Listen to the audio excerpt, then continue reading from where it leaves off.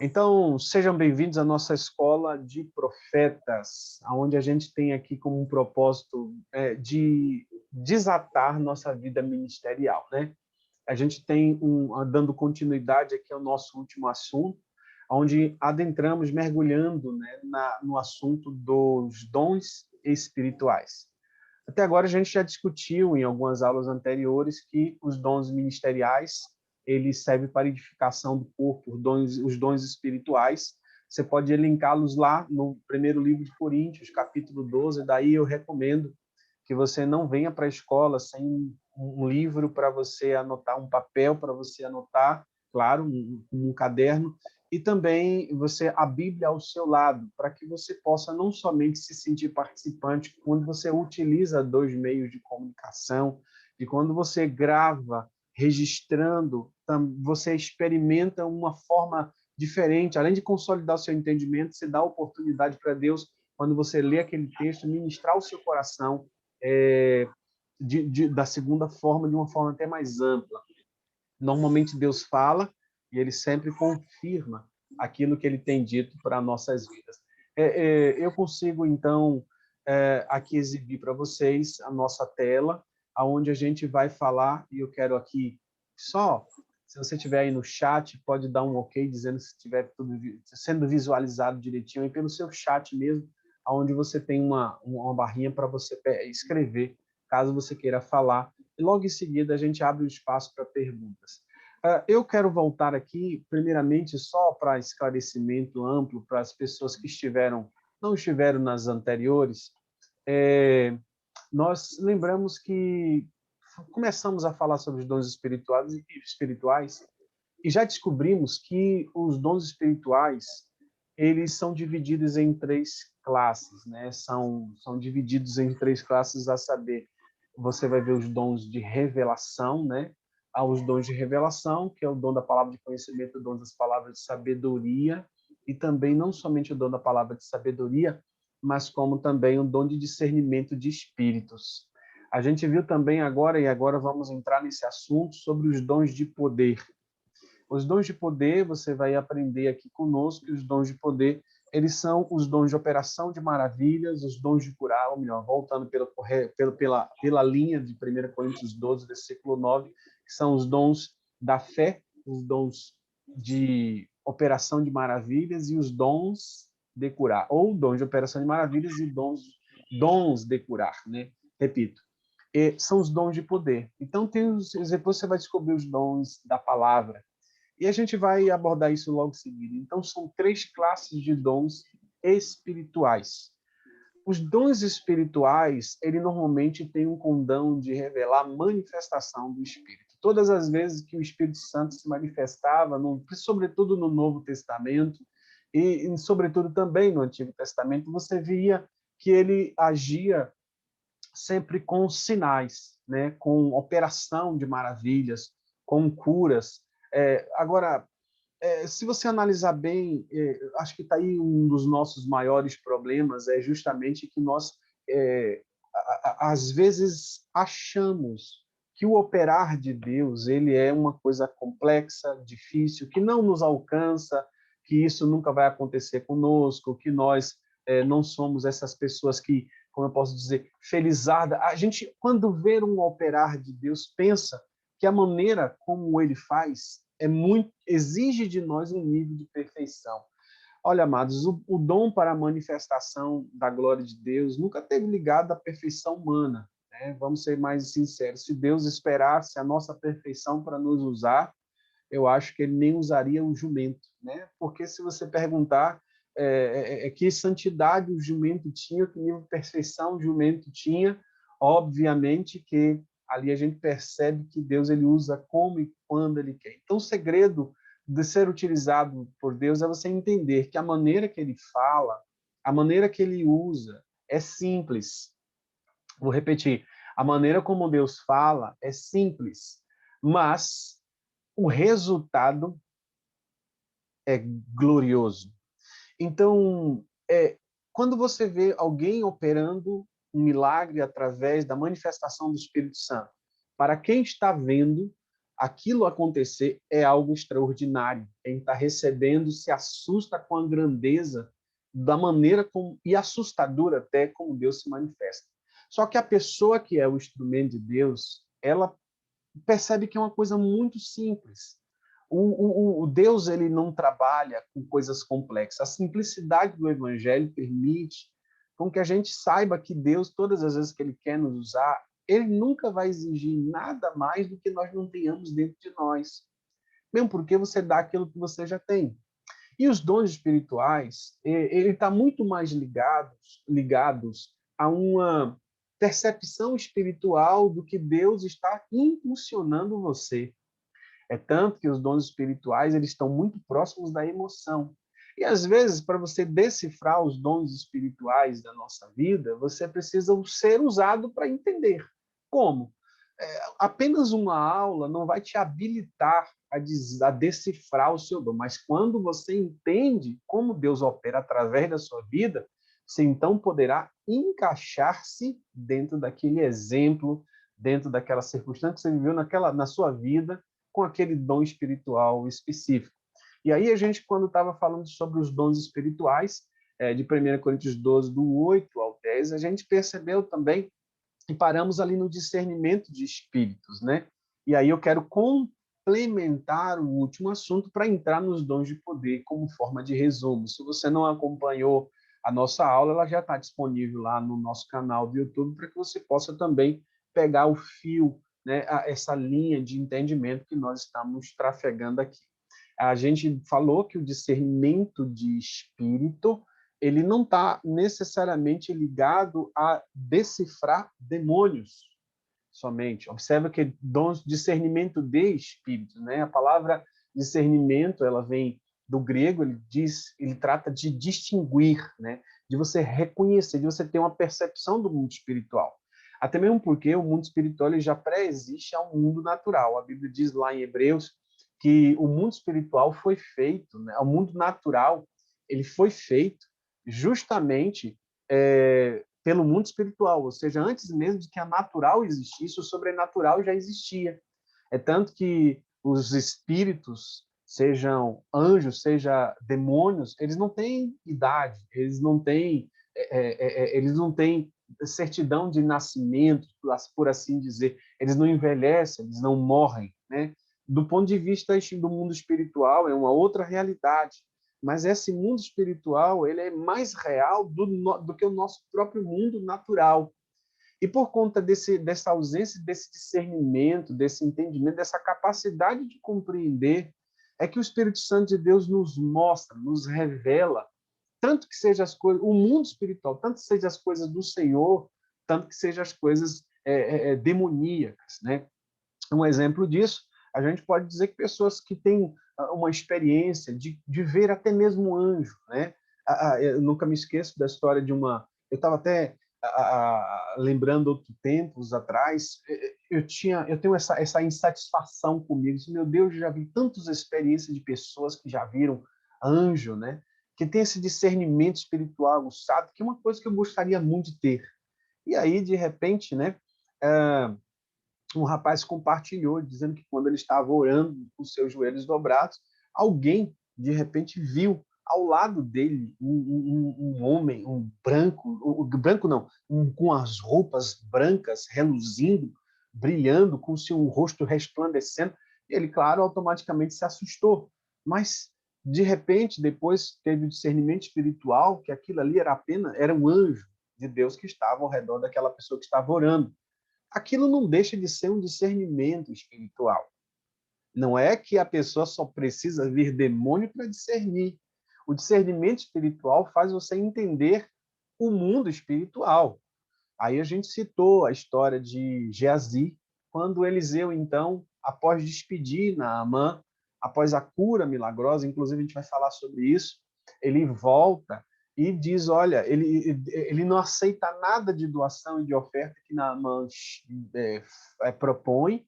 Em contrapartida, Geazi, então, cria uma história, vai atrás do Naamã e pede moedas de prata, pede dinheiro em nome do Eliseu. E naquele momento, minto, na verdade a história que eu quero contar aqui vem antes.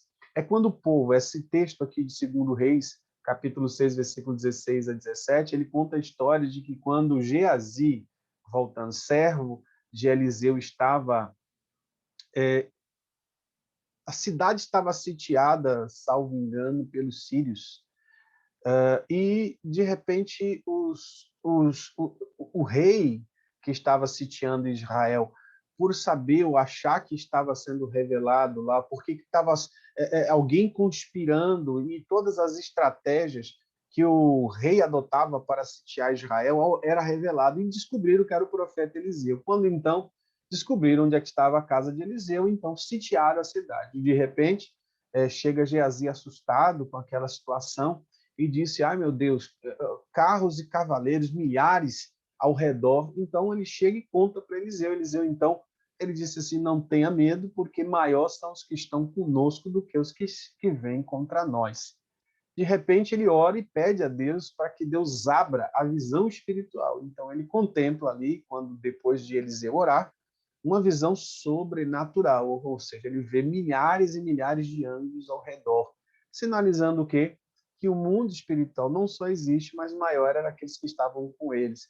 Ou seja, esse mundo espiritual, na verdade, ele existe, todavia, nós não discernimos quando é o Espírito Santo, quando é o mundo espiritual, de uma maneira natural. Você precisa estar no Espírito para ter esse discernimento. Às vezes, você vai ter uma impressão espiritual. Por exemplo, quando a gente chega perto de alguma pessoa, você tem aquela sensação no seu espírito de, às vezes, incômodo, ou uma percepção de que há algo errado. Vou repetir, não é intuição. Intuição é diferente de dons de discernimento de espírito. Não é também premonição, eu estou sentindo isso. Não, não tem nada a ver com essa questão. Muito embora a mulher ela tenha essa habilidade de sexto sentido, né? Eu só sei que homem, por ser muito lógico, esse sexto sentido feminino, ela acredita de alguma forma, ela chega à conclusão, sem ter uma lógica específica, de que aquela impressão que ela está sentindo é aquele chamado sexto sentido, vai acontecer. Não é discernimento de espírito isso, essa sensação, para que a pessoa então não confunda, dizendo: olha, eu eu tenho discernimento de espírito porque eu estou sentindo isso. Não, discernimento de espírito não é uma sensação em que você pode simplesmente achar que tem. Ao contrário, ele sempre acontecerá de formas às vezes inesperadas, e quando ele acontece e como ele se manifesta de forma inesperada, como assim ele traz através dos dons, através desse discernimento, uma habilidade para você entender o que está por trás daquilo que você não vê no natural. Ou seja, seus olhos só conseguem contemplar aquilo que está diante dos olhos, aquilo que está diante de você da razão lógica. Mas o mundo espiritual revela o que está por trás. Um discernimento espiritual também vai permitir você notar doenças que são derivadas do mundo espiritual. Tem gente que não tem uma enfermidade física, mas uma enfermidade espiritual que se somatiza no corpo físico. Por exemplo, só para exemplificar o discernimento de espírito, quando teve uma vez que lá em Juazeiro, anos atrás, eu tive a oportunidade de orar por uma senhora que me veio pedir oração para que Deus a curasse. E na hora que a gente começou a orar, eu senti no meu espírito que o que ela precisava, embora fosse a cura visível da enfermidade dela, e ela sinalizava que tinha ido a vários médicos e que, embora tivesse ido a vários médicos, ela não tinha recebido cura, né? Ela nunca tinha recebido diagnóstico também, e nem com todo o tratamento possível, tendo gastado muito dinheiro, ela não conseguia decifrar o que tinha, ou nenhum médico conseguia falar sobre o que ela estava passando. De sorte que logo em seguida eu fui orar e eu percebi que no momento que eu estava orando tinha uma impressão no meu espírito de que o que eu estava orando ela não iria receber e que eu estava fazendo de forma errada. foi então que eu, investigando dentro do meu espírito, porque lá no fundo você começa a criticar e a questionar dentro de você se o que você está fazendo ali é seu ou é o Senhor, né? Começa por aí, porque o dom sempre trabalha muito perto da emoção. Mas sempre que você entende que aquela voz é do Senhor, você dá o primeiro passo. Aí ele te revela o segundo. É assim que ele funciona. Então ele te revela na proporção que você vai agindo. E é sempre algo inesperado. E de repente aquela intuição espiritual me indicava que aquela pessoa não tinha um problema natural. Daí eu comecei a fazer perguntas. Querido, eu vou dar uma parada aqui. Naquele momento eu senti que eu deveria parar e fazer apenas uma conversa. Ele disse, olha, eu estou sentindo algo aqui que o que você está passando ele não é normal. Eu posso, então, lhe fazer algumas perguntas? Então, eu comecei a conversar sobre coisas da vida dela. E aí, de repente, o senhor foi me mostrando na hora que ela tinha raiva, e muita raiva no coração dela, por conta de uma traição que havia sofrido, que ela não conseguia se perdoar, o sofrimento de culpa, quase beirando a depressão. Foi quando, então, eu percebi que aquele acúmulo de raiva que já estava virando ódio já estava dando porta de acesso para demônios. E aí, então, começamos um processo que, em vez de ser cura, que foi o pedido dela inicial, percebi ali que era uma questão apenas de cunho espiritual. Começamos, então, a fazer dois processos, o de cura da alma e, consequentemente, o de libertação espiritual. Porque na hora que ela estava, então, falando e contando, veio uma manifestação espiritual nela. Então, de repente, ela fechou os olhos, ela começou a mostrar ali naquele momento sintomas de que estava sendo possessa, de que havia forças malignas naquele momento possuindo, e aí o tom da voz dela mudou, o olhar dela mudou, ela começou a falar grosso, ela começou a se debater, as pessoas começaram a se aproximar, os obreiros começaram a ficar perto para poder dar assistência. Foi então que, quando a gente começou aquele processo de expulsar aquela entidade maligna que estava sobre ela, e havia lapsos que a gente expulsava, mas de repente eu precisava dela lúcida para fazer a confissão. O que era a confissão? Ela precisava liberar o perdão. E aí aquela luta, de repente, quando ela começava a lembrar de tudo que aconteceu, ela voltava de novo. Ou seja, uma pessoa que veio pedindo uma cura sobre algo que ela estava passando, não me recordo com exatidão o sofrimento que ela tinha, mas, todavia, gerou uma libertação por conta de um discernimento espiritual do que estava por trás daquilo ali. Então, não é uma percepção espiritual, não é intuição. E cada vez que você vai mais fundo, Deus vai mostrando para a pessoa o que está acontecendo. Esse discernimento espiritual, ele, por incrível que pareça, ele já, inclusive, tem pessoas que têm essa percepção espiritual, mesmo não sendo cristãos. Por que eu falo isso? É porque ele já tem aqueles hábitos de experiências e contatos com coisas que são do mundo de cunho espiritual, antes mesmo de vir para Jesus. E quando ele vem, ele só tem a confirmação da matéria que Deus vai utilizá-lo com autoridade, né? Bom, dito isso, isso foi o último tópico abordado, que aí eu fecho sem deixar nenhum aspecto sobre os dons de revelação. Falei sobre palavra de conhecimento, sobre o dom da palavra de sabedoria e sobre o dom de discernimento espírita, que são dons de revelação, né?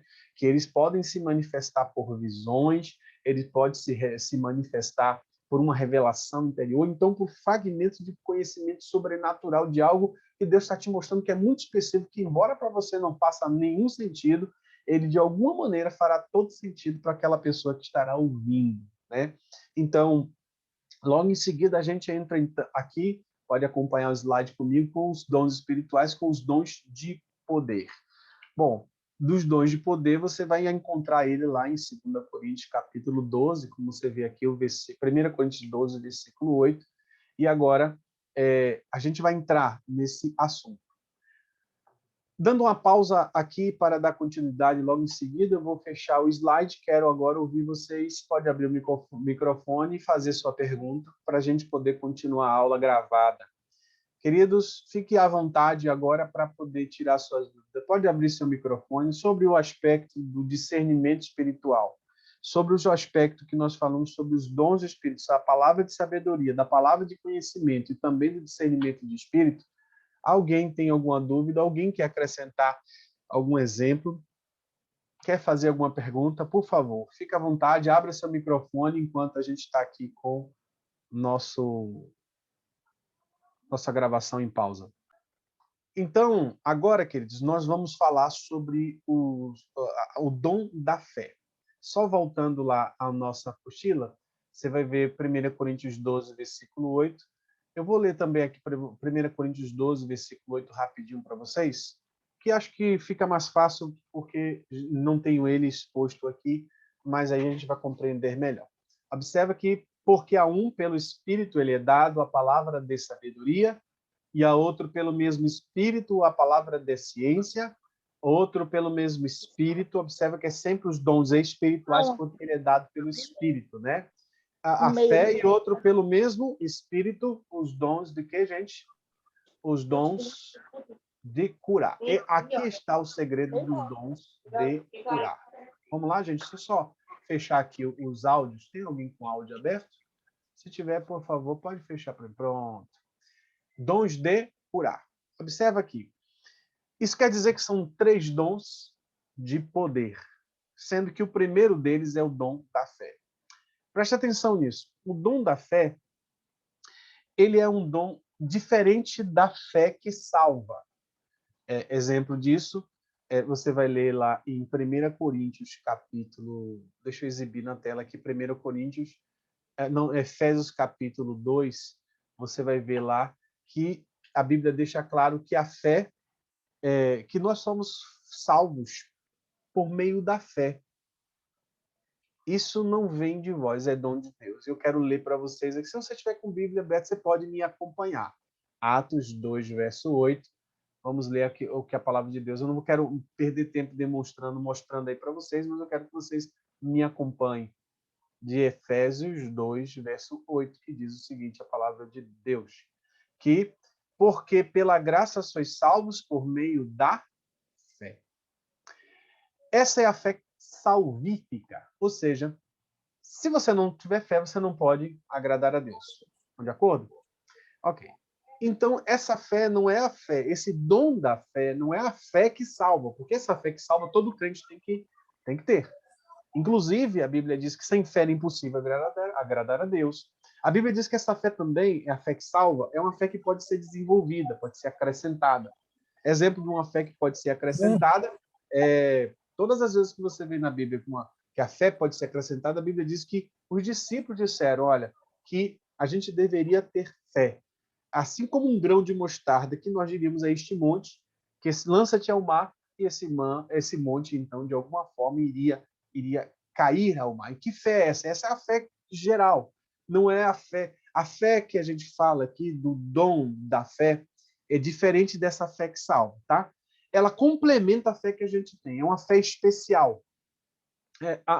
Romanos 10, versículo 9 e 10. Romanos 10, versículo 9 e 10. Eu nem quero mostrar no texto exposto para desafiar você a ler a Bíblia junto conosco. Diz o seguinte, Romanos 10, versículo 9 e 10.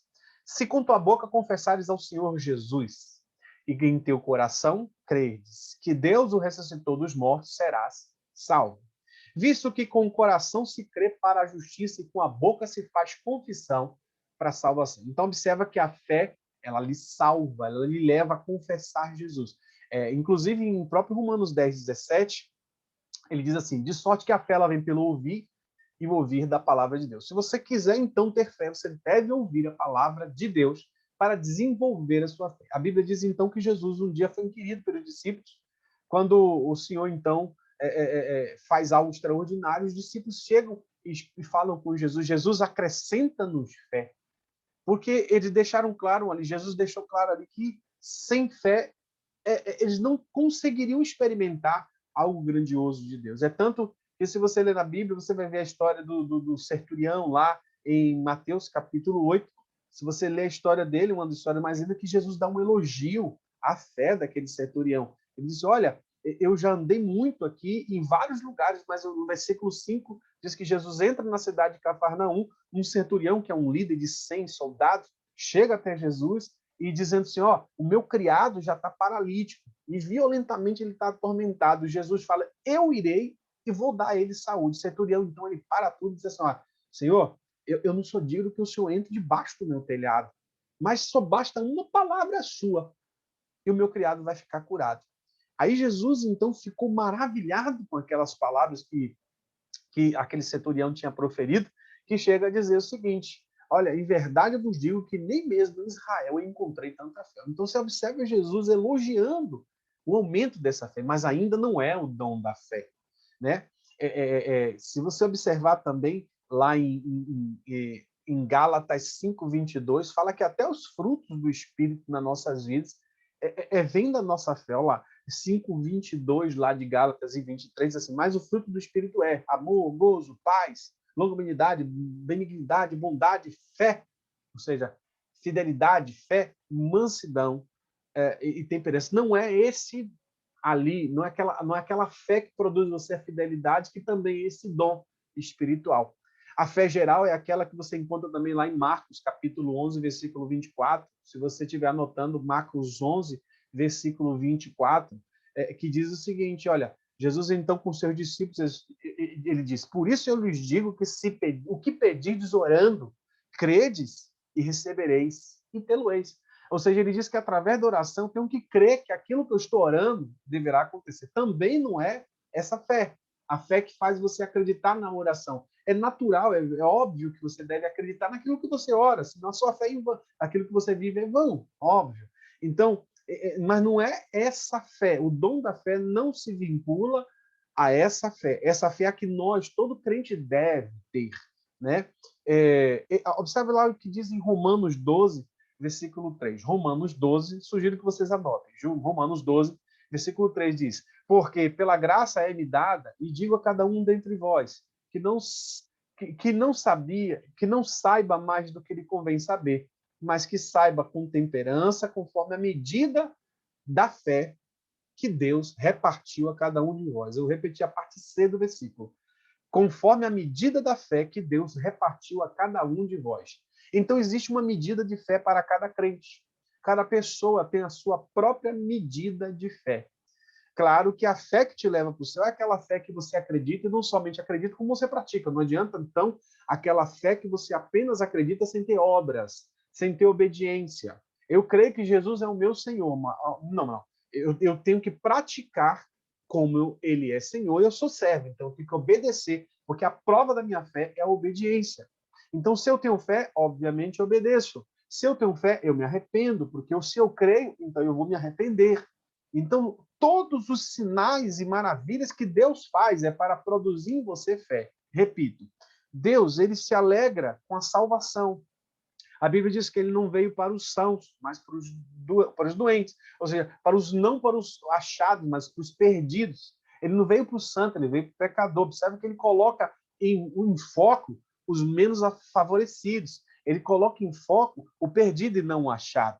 Então, quando Jesus vem, ele não vem para curar a igreja, ele vem para salvar o que tinha perdido. Então, essa era a missão de Jesus. Ele diz, então, que nunca deveríamos ficar felizes quando expulsássemos um demônio, quando curássemos um enfermo, mas ficássemos felizes se houvesse arrependimento e salvação. Assim haveria festa nos céus. O que quer dizer isso? Que quando um pecador se arrepende, isso é o que provoca alegria em Deus. Quando você é curado, amanhã você vai morrer. Então, mesmo que você seja curado hoje do câncer, amanhã você vai morrer, nem que seja de morte natural. Então, o que pergunta é, por que o milagre acontece, sendo que certas coisas que vão passar na nossa vida, não, tá bom, Deus vai resolver um grande milagre, ele vai resolver um grande problema para mim, ele vai me dar uma grande solução. Por exemplo, Deus vai me fazer derrubar um grande Golias. No outro dia tinha guerra com os filisteus da mesma forma. A pergunta é, então, para que derrubou Golias? Porque todos os dias Deus quer se manifestar de uma forma sobrenatural para produzir em nós fé. Mas tudo isso que eu estou falando é o efeito do que é. Por que os dons de operação, os dons os de poder têm em comum, têm características? Ele quer sempre levar o homem a ter uma fé verdadeira, a ter um arrependimento. Mas essa fé, esse dom espiritual chamado dons de fé, e o Espírito Santo repartiu os dons da fé, nesse caso é um dom diferente. Por que eu falo isso? É muito simples. Além de não é o dom que leva à salvação, ele te leva uma capacitação, aí eu leio um slide, sobrenatural dada por Deus. É como uma fé, uma crença firme de que algo impossível, né, vai acontecer, de que algo vai realizar. É uma profunda convicção interior que nos leva a receber o milagre. Então, para a gente explicar melhor, eu preciso dizer para vocês que não é uma fé que acontece todo dia. É algo momentâneo, é uma inspiração de momento, não acontece toda hora. E por ser uma inspiração momentânea, ela não é planejada. Para eu exemplificar melhor, eu gosto de citar a história do livro de George Miller. George Miller foi um grande pregador da sua época, salvo engano, na Nova Inglaterra, em que ele passou durante anos, né, durante anos e anos, sustentando um orfanato de 2.000 crianças sem ter um centavo no bolso. Todas as vezes que faltava, eu estava próximo de ter ali a alimentação falhar. Eu recomendo esse livro, a leitura desse livro. Esse livro me ajudou muito a entender o dom da fé, a entender como era viver sendo guiado pelo Espírito Santo para a manifestação desse dom. E muitas histórias me marcaram, entre elas, eu vou contar algumas, uma delas era que todos os dias em que faltava alguma coisa dos alimentos para as crianças, em tempo de guerra, muitos pais tinham ido embora por conta da guerra, falecido, e as mães não tinham condição de cuidar, o orfanato era muito cheio, né? E ele sustentava quase 2.000 crianças em um deles. E aí dizem que quando informavam para ele que ia faltar alguma coisa, ele ia todas as vezes dobrar o joelho e dizia: 1 minuto só, porque Deus proverá. E de repente acontecia algo extraordinário. Ele orava. Quando não, conta essa história uma vez que quando ele estava orando, ele disse: Senhor, só sai daqui que o Senhor faça um milagre. Estava precisando de dinheiro para fazer compra, para alimentar e manter e sustentar o orfanato. Quando então ele ora, e o Senhor lhe dá a direção: abre o colchão, levante o colchão da cama, onde ele estava dobrado os joelhos orando. Na hora que ele levantou, ele viu lá um dinheiro uma quantidade de dinheiro, e acredite vocês, era o dinheiro exato da compra daquela semana para alimentar as crianças daquele orfanato. E ele vivia num sobrenatural tão assustador que houve um momento em uma das histórias, que você pode acompanhar nesse livro, pela editora Betânia, um livro muito antigo, inclusive. Ele é curto, um livro de mais ou menos em torno de 70 páginas, um mini, né? Inclusive não no tamanho normal, ele é bem pequeno, tipo 9 por 15, 10 por 15, no tamanho de uma folha de fotografia. E ele conta em que houve uma vez que ele não tinha alimento nenhum. E aí não tinha nada, e ele sentou com todas as crianças, mais ou menos aquelas crianças todas lá, para agradecer a Deus pelo alimento. Acredite em vocês, não tinha alimento nenhum. Mas ele disse: Deus proverá. Ele acreditava tanto, via tanto aquilo claramente na mente dele, que quando ele orava e agradecia com todas as crianças, e quando ele terminou de dizer o amém, uma pessoa bate na porta. E aí, quando a história diz que chegou lá uma pessoa dizendo que o carro tinha quebrado, carro de leite, tinha quebrado ali perto, e que não teria como consertar. E se porventura eles não queriam aquele leite.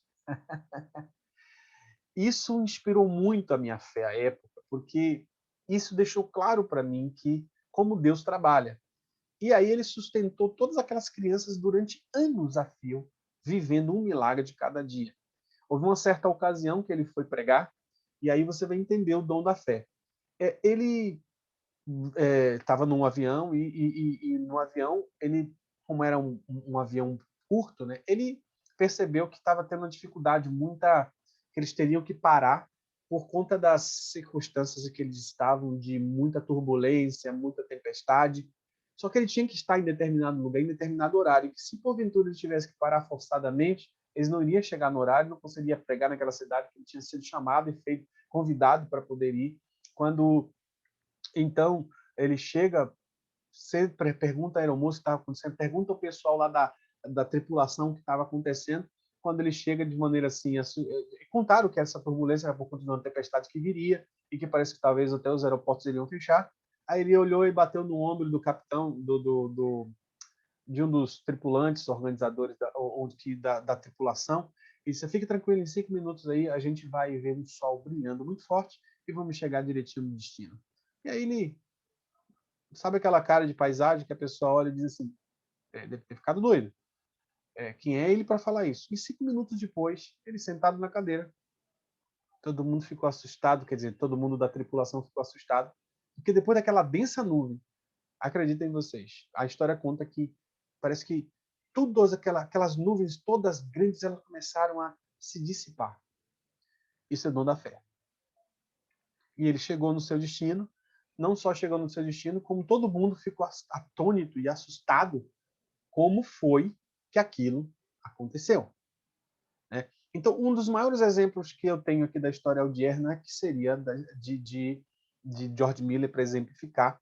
Outro exemplo que a gente pode citar lá no Antigo Testamento, você vai ver lá Sadraque, Mesaque, Abednego, na fornalha, né? Daniel na cova dos leões, aonde você vê o exemplo de fé, né? Ou, perdão, a manifestação da fé, onde o próprio Daniel fala que o Senhor Deus iria guardá-lo. Isso aqui é um sobrenatural. Eu quero até ler com vocês lá o capítulo 3, versículo 20 do livro de Daniel, só para você observar como o dom da fé opera.